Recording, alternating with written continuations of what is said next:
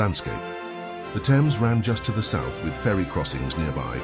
Parsons Green was surrounded by hayfields, market gardens and pastures. You could walk among hedgerows with skylarks above and still be back in Westminster within the hour. Buildings, brick villas and country houses belonging to courtiers and merchants. The green itself was a communal pasture where cattle grazed, taverns clustered at the edges. Later, the White Horse became a famous coaching inn. Social life peeps in August. 1660 noted suppers in gardens, music and genteel company. This was the world of outdoor entertainments, bowls, archery and evening walks. Ware High Street in the 1660s. To this day, the street is lined with its ancient buildings. To Ware, where we lay at the Crown, very good cheer and merry with much good ale. A great noise of travellers and company. Ware was not retreat but raw.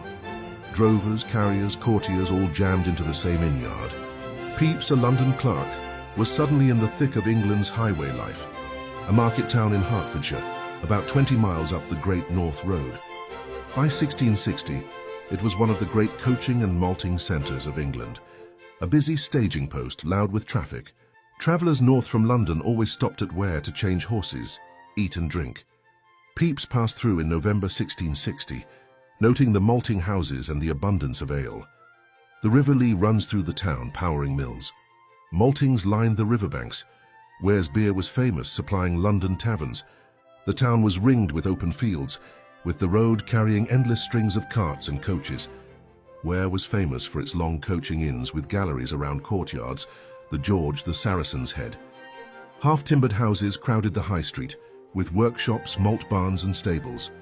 Ware was, and still is for that matter, noisy and convivial. Alehouses everywhere, drovers, merchants, carriers and courtiers rubbed shoulders. Pepys, staying at the inns, would have found them crammed.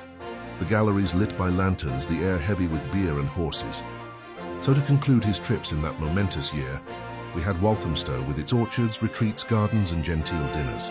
Parsons Green, gentry villas, riverside air, green pastures, garden suppers. Ware in Hertfordshire. Coaching inns, maltings, ale, noise of the road to the north.